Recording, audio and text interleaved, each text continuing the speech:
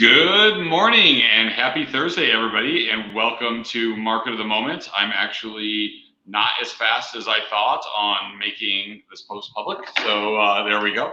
But we're good now, and it can be shared. But good morning, happy Thursday. Welcome to this week's Market of the Moment.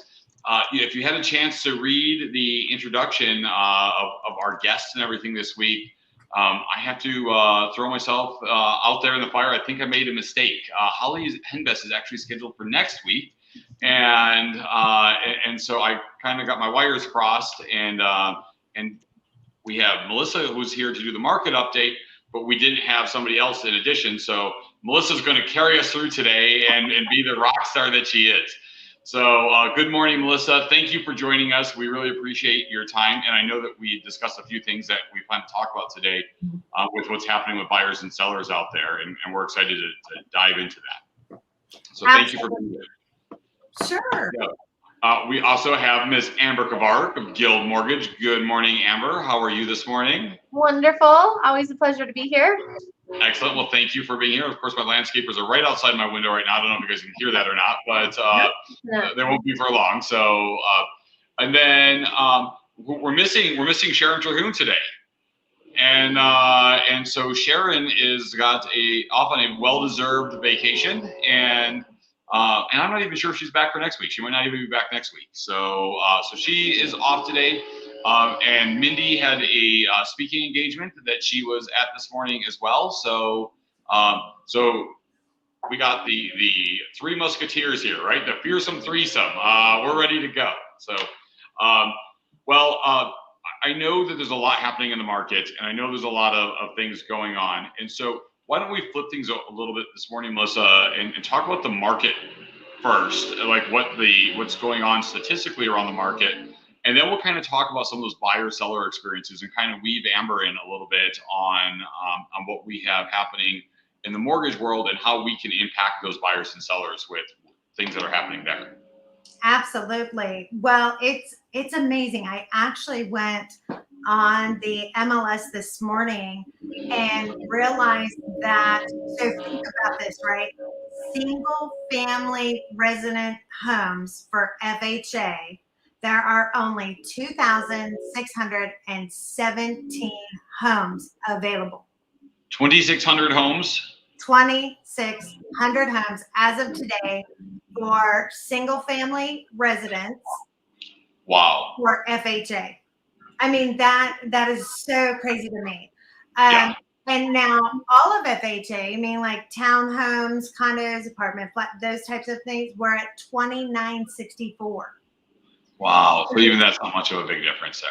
No. Yeah. So I am amazed. You know, no wonder our first-time home buyers are struggling a bit, right? Right. But there is good news. Inventory is inching up a bit.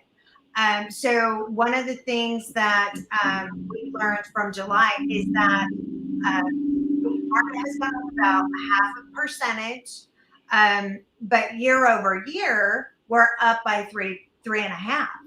So, you know, I think we're inching up there slowly but surely in inventory. But sales were down 9.8% month over month. Sales were down 9.8%? Sales. Wow. Sales were down 9.8% month over month, and then down 15.4% year over year. So by this time last year, if we go back and reflect what was happening this time last year, this was the beginning of that frenzy last year, right? That we kind of saw that peak of in March and April. So when we look at the numbers being down a little bit, it's important that we keep in mind what we're comparing to year over year. Right. This was that time of year where things were starting to blow the lid off last year. So absolutely.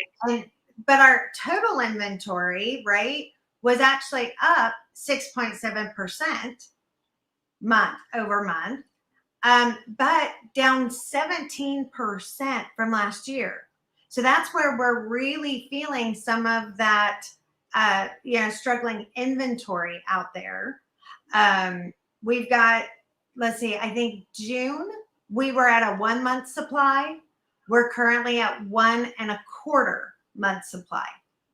So, statistically, right, it is this kind of, it's this balancing act, and hopefully we are getting some of the sellers back into the market.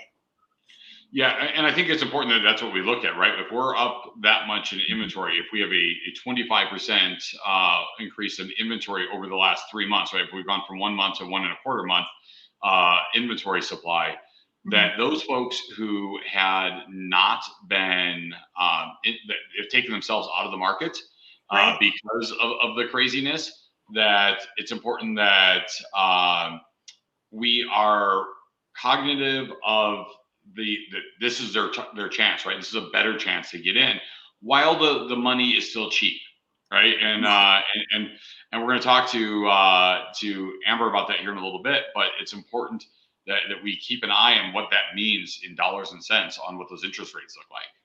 Well, and I also think that we're going to know probably in the next month or two.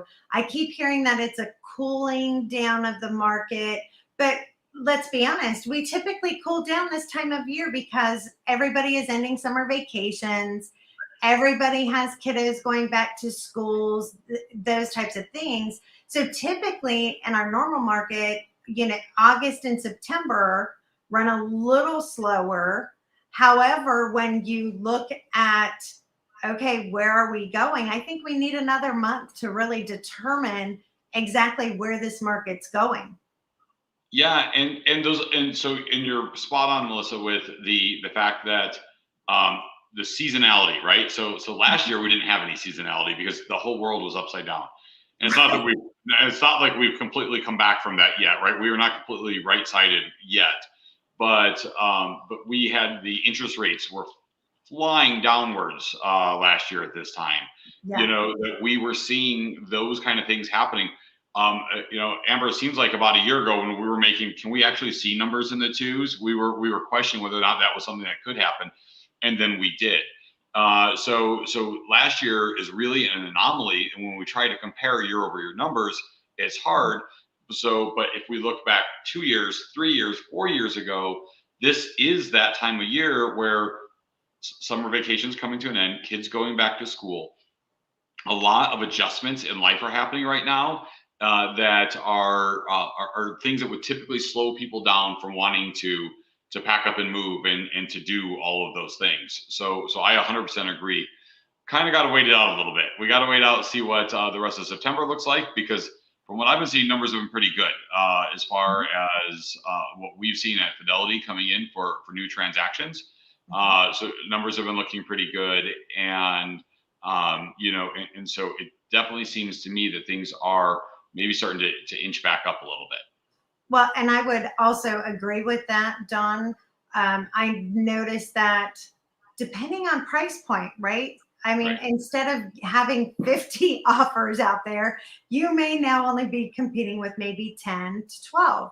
So I also, it is a lot, right? But I mean, we were in this like supernova is how I can feel about it, is like this mass just, oh my gosh, if you weren't hearing 20, 30 offers, it was like, holy cow. Where now I feel like, we're starting to have a little bit more negotiation out there. Sometimes terms are really important. And I'm sure Amber can probably speak to how much is going on out there as far as, what do you see your clients doing in these contracts? I know that myself personally, I'm still seeing where appraisals are being waived or are being, hey, if appraisal comes in low, I'll give you this much. I'm still seeing a lot of that. Amber, what are you seeing out there? Yeah, most of the contracts that we're getting in right now either have waiving of the appraisal contingency or agreeing to pay X amount over appraised value. I would say, 90% plus. So we're not in a market again where, people are offering to just go in at list price or whatever. And so I feel like we had a little bit of time over the summer where that seemed to like soften up a little bit, and then it just like picked right back up. And now to compete, you really have to have the ability to go in over. And so we're still coaching all of our clients in our consultations on what their options are to be aggressive in their offers, why you want to be aggressive, what's maybe coming down in the future in regards to interest rates and prices. And we're still having a ton of success with our appraisal gap strategy, which is, when we're explaining to our clients how if they're putting down 10% or more on a conventional purchase, that we can leverage mortgage insurance to help them go in over appraised value without it costing them dollar for dollar out of pocket. We just had a client, they went in, waived the appraisal contingency to win the offer. They were putting 20% down. So in their scenario, I told them we could make up a $70,000 gap, and it was going to cost them $3,700 out of pocket if we had that large of a gap, which no one expected. And they knew they could make up that $3,700 without a problem. So they were comfortable waiving that appraisal contingency. And it came in $20,000 low. And in their case, the month or the upfront single premium mortgage insurance policy was $1,100. So we made up that gap for $1,100 out of pocket. They won their offer. And if we wouldn't have had that strategy, I don't know if they would have been comfortable just like, okay, whatever it appraises at, I can come up with the difference, because most clients either can't or don't want to have that completely open-ended, like looming number of like, what am I going to have to come out of on top of the down payment I've already set aside? So that's something we talk to every client about that's putting down 10% or more. And then if we have those FHA clients or the minimum down payment clients, we're really talking about, this is the time to find a rich uncle, to talk about 401k loans. How much can you save between now and the time that your lease is up, or whatever the situation is? And we're really preparing them.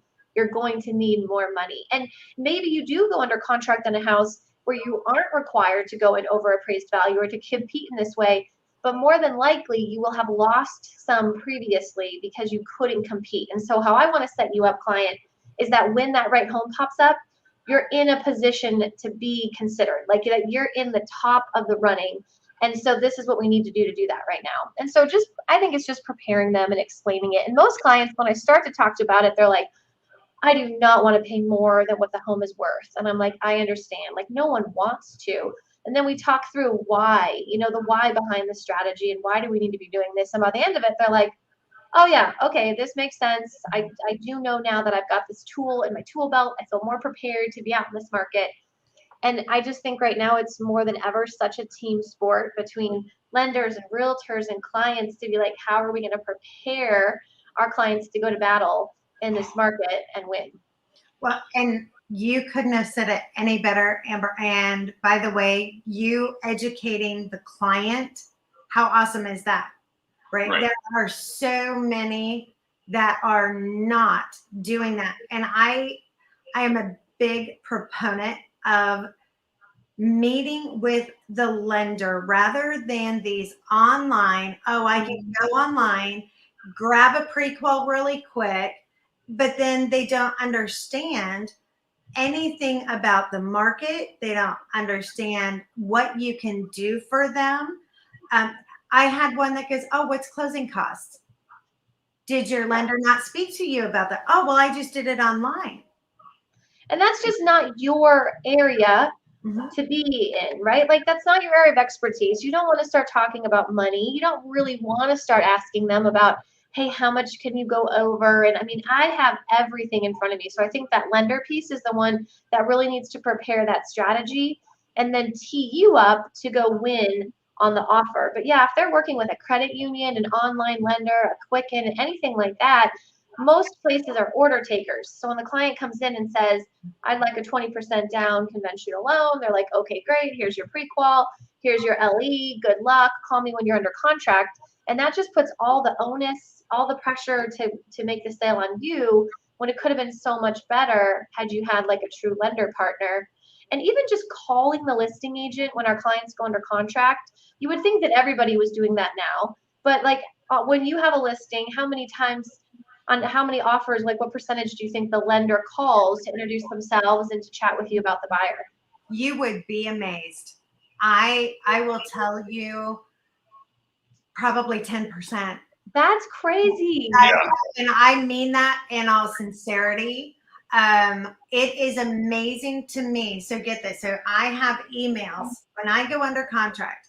I have an email, a templated email that shows who the lender is, who title is, all of the phone numbers to every person in that contractual agreement.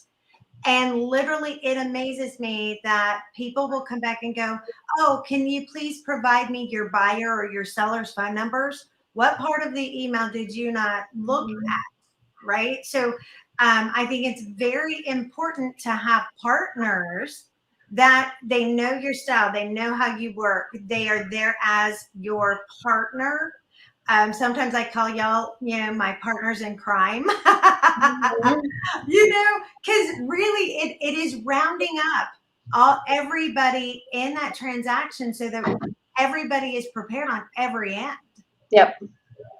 Yeah, and I think that it's so important, like the who you work with matters, and we say this all the time on here, right? We say this all the time. Who you work with matters, and it's important because I've had the experiences, right? I've been in the past where the very first house I bought, was one of those agents where, and I forget what the statistic is, but something like 80% of people never hear from that agent again.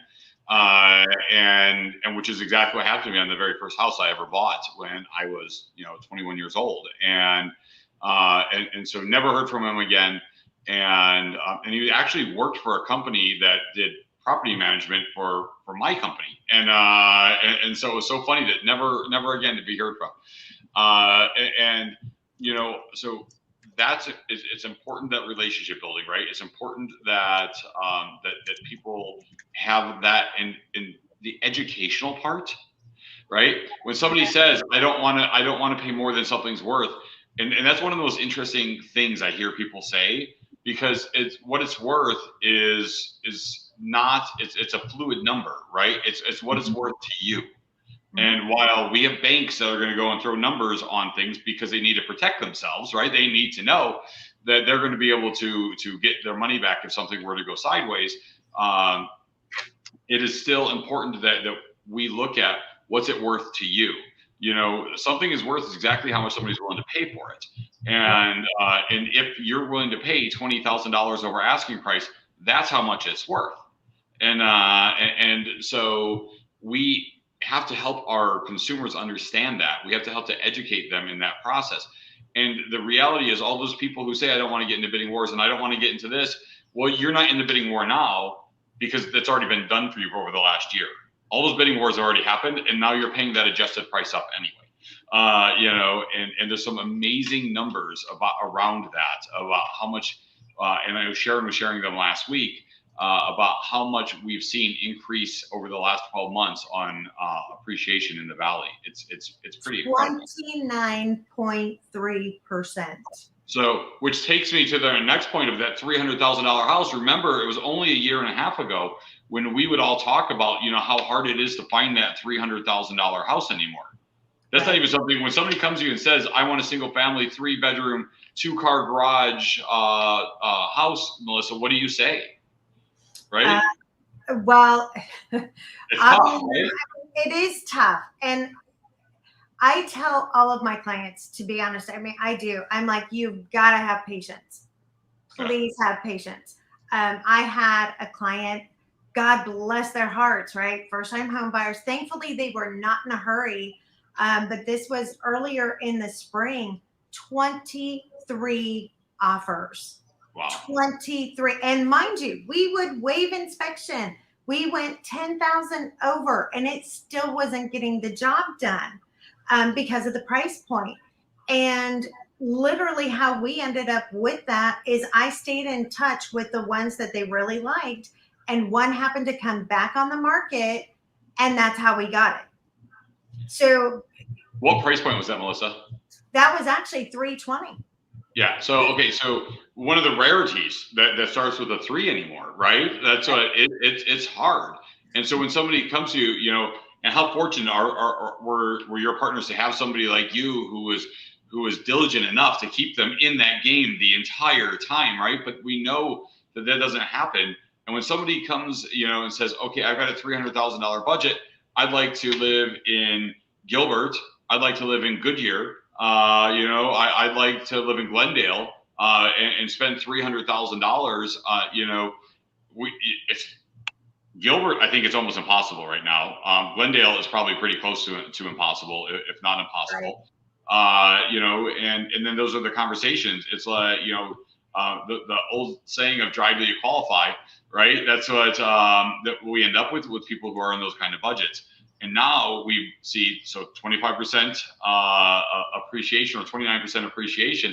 That $300,000 house. How easy is it to find a $400,000 house now? Right.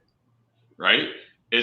That's the new. I mean, it's possible, and they're there, yes. but it's not easy, and you have to have somebody like Melissa who's going to be able to go in there and dig in and help you, fight that battle. And how important it is to be with somebody like Amber, who's going to help you work through the financial solutions of it all, right? Mm-hmm. And it's great that Melissa knows them, right? But she needs to make sure that she's able to hand her off to a lender that is going to be able to dig in and help.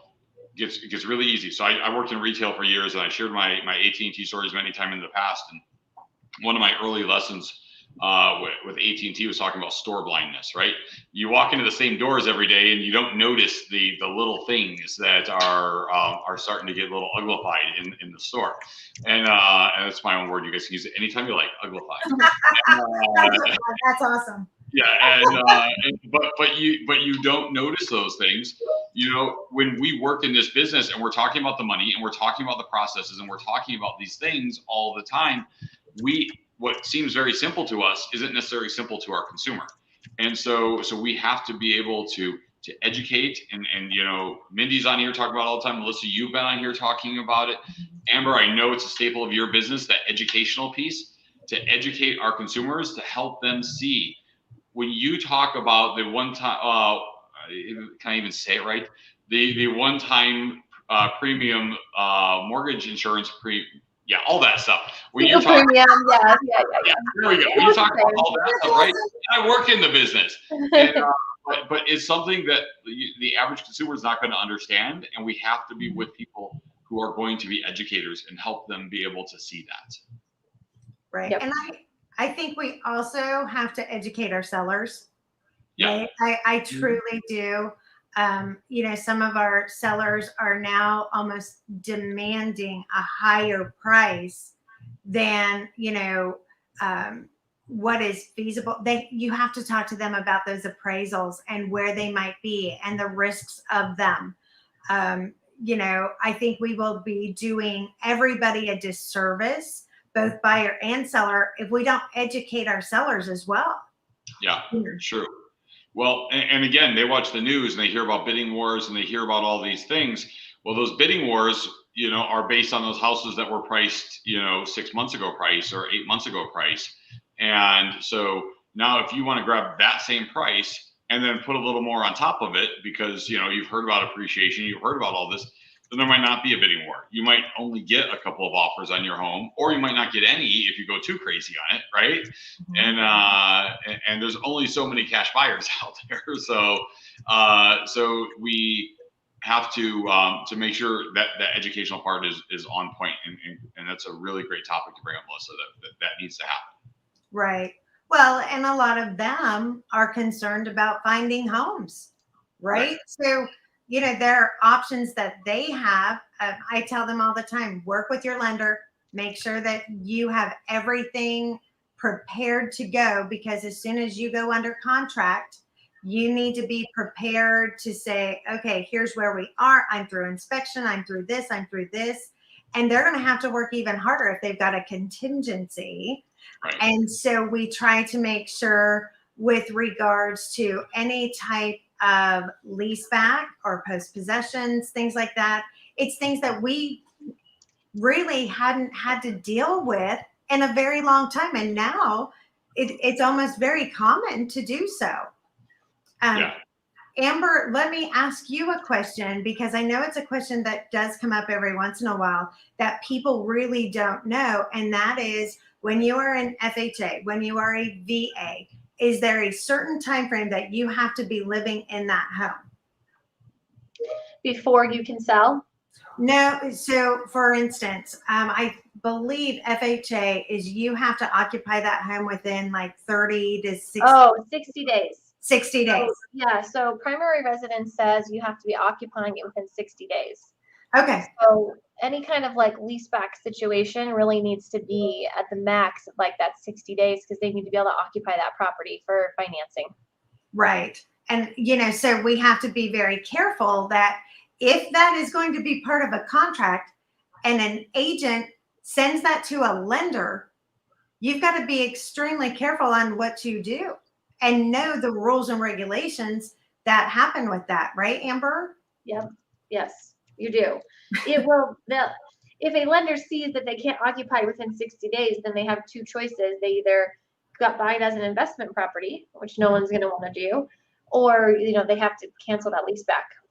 Right. So it's one of those that I always bring up to make sure that everybody understands, and that we're not going to be responsible if something happens on the other end. So having educated partners and educated people on your side matters. Like Don said, who you work with truly does matter, because there is language out there that, I'm sending contracts back on my listings sometimes and going, guys, you can't do this, and sad, but it does happen every once in a while. It's like, I know what your intent is, but it's not written in the manner that it is intended. I think you should probably tweak it. Yeah, it got a little crazy there for a while with how creative people were getting, to win offers. But I think it's just, we tell our clients is you want to be as clean as possible, right? You want to be like super clean. You're working with one of the best agents in the Valley, so you've already made a great decision there, but their job is going to be to figure out what the needs and wants are of that seller, and then figure out how you can structure your offer in a way that meets those needs so that you stand out from the rest. And so just reminding them that it's as clean as possible. Right. Amber, when we talk about different products and different things that are available to people, and I've seen some posts on this recently, and it's surprising because I haven't really heard much on some of these down payment assistance programs or anything like that. We haven't seen anything in months on that or longer. Are you seeing anything in that area? And Melissa, are you seeing any of those contracts getting accepted anywhere that you've had experience with? I actually just had one done. Did you really? I had it accepted. It is I think it's Home in 5. I know it's a conventional. Home in 5 or Home Plus are the two primary ones. I think it was Home Plus. Okay. Is that conventional, Amber? They can both be conventional, but Home Plus is the primary one. Okay. So that is the one that I actually had accepted. And, our VAs are getting accepted again, which is fantastic for our vets, because everybody was scared to death what appraisals would do, right? Mm-hmm. Amber, what turn times? Because I've been getting this a lot on my listings is that, the appraisal is running late. What time frames do you see that are happening out there with appraisals right now? Yeah, appraisals are tough. We're back kind of where we were prior to summer, which was appraisers have a plentiful amount of business. And so they're being like choosy over which orders that they're taking. And so if it is a cookie cutter, master plan community, those we can get back in about a week, like typical turn times. But if there's any uniqueness to the property that's going to cause them to do extra work, sometimes it's like pulling teeth to get them to accept them. So on a jumbo, which is any loan amount over 548, 250, those ones, the higher the price house, the longer it seems to take, because those are a lot more work for the appraisers. And so we're seeing, where a typical conventional is $520, we're seeing sometimes those in like the 800 to 1,000 range for cost, and taking a couple weeks to get back. So just planning accordingly. When you do have a higher priced luxury home, it's going to cost more and it's going to take longer. So working that into your time schedules. And then, we're ordering a lot of appraisals on rushes right now, just because we don't want to be held up by that. Usually it's around $125 for the expedited appraisal fee. So I tell my clients, like, it is well worth it. The last thing you want is to worry about a delayed closing because we can't get an appraiser to accept your order. So I think right now, we want to pay the most. We want to be the most attractive to the appraisers and order a rush whenever possible. But what happens in appraiser world too is they have all these different management companies that are feeding them orders. And depending on the lenders, it's dependent upon how much the lender keeps or how much the appraisal management or how much the appraiser gets. So at Guild, we don't run our appraisal management as a profit center. So all of the money we collect from the client goes to the appraiser. But if they're working with a bank, credit union, online lenders, they're the ones that are usually paying the appraiser maybe $300 to get an appraisal instead of $520. And so that's sometimes why they have a harder time getting appraisals completed as well, is because they're at the bottom of the totem pole of an appraiser's desirability. And I will tell you, so one of the things that I ran into just recently is I was told by a lender, not one of my preferred, but I was actually told by this lender that they don't do rush appraisals. And That's crazy. Oh, right? Yeah. Typically, I'm like, if I have to pay it as your agent, we're Yeah. getting the puppy done, right? Yep. I have no problem, gifting that to my buyer, Yep. or even a seller at that matter, right? But to have a company or a lender where they don't even have a rushed appraisal, what happens if anything comes in and now you're stuck? Yeah, I just feel like everything is expedited right now. Everybody wants to close faster. They're shortening escrow periods to compete. And so we've got to be faster. So the whole thing right now is how much quicker can we get someone from the start line to the, getting keys in hand. So one of the things we're doing too is submitting all of our clients in for underwriting approval at initial application instead of waiting until the home is under contract, so that hopefully by the time they're shopping for homes, we already have an underwriting approval, which saves about a week of time and gives that buyer that extra confidence with the seller. Hey, this one's already been reviewed by a human underwriter, not just automated underwriting. We are signed off on, we're through the initial underwrite process. We're going to be faster and we are definitely more solid. So instead of a pre-qualification, you really have them pre-approved, ready. Yeah, I mean they're rock solid. They're good to go, and that's helping us close faster too, because it's taking a bunch of time out of the process. Oh, absolutely. So Amber, so back to the DPA question a little bit. So can you tell us a little bit about what you have available? What is so if somebody doesn't have cash on hand, and and then you we were talking earlier, you talked about the rich uncle, and you kind of rattled through some other solutions. Yeah. If somebody does need to put together cash, I was hoping I could ask you to kind of talk about those a little bit. Yeah. Down payment assistance is still alive and well. We're still doing a good handful of them. And sometimes even when a client comes in wanting to do an FHA 3.5% down or a conventional 3 or 5% down, we'll also give them the option of down payment assistance and say, hey, that money that you saved up for down payment, let's potentially use that for an appraisal gap instead of your down payment to make you a stronger buyer. So if you've saved up 10 grand, now you can say, hey, I'm willing to pay, $10,000 over appraised value. You're actually going to be able to compete. And then if it does appraise at the sales price, we can flip it back into that 3% down conventional loan, but let's go with the down payment assistance. I think it's going to make you a more competitive buyer. And then just explaining to the listing agent why they're down payment assistance. Hey, we went DPA because they saved up their money, they did a good job, but we really want to use this to compete and win and, offer you to pay over. So they understand that they have the money, because sometimes when they're doing down payment assistance and they're offering to pay over on appraisal, those two don't always line up very well. So I think it's just explaining what our situation is. And then we can do anywhere from 3% to a 5% grant. So 3, 4, or 5% grant. And each level comes with a little higher interest rate. So when we do our strategy sessions with our clients, we'll show them 3, 4, 5% corresponding payments, really figure out which option is best for them.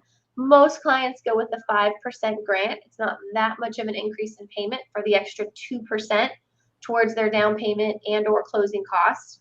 And so we'll walk them through those different options. But not having down payment should not necessarily deter someone from buying in this market, but we'll still talk to them about where else can you come up with some funds so you can offer to pay, even if it's $5,000 over appraised value. It puts you in the running more so right now.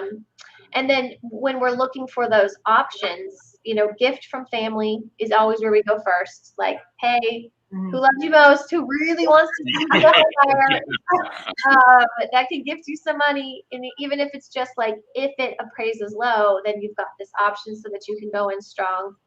401k loans are always a really good place to go. If they have a 401k and they don't have loans out on it, they have money available, we always talk about that option.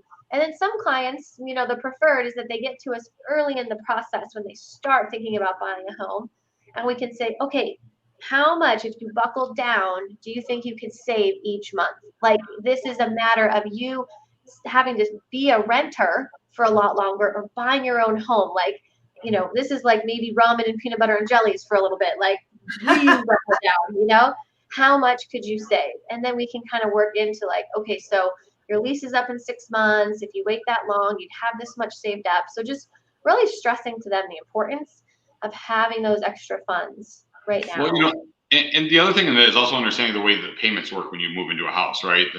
That like your down payment is essentially covering your first payment on the house. So you move in on the 15th of September, you're not making a payment until November 1st.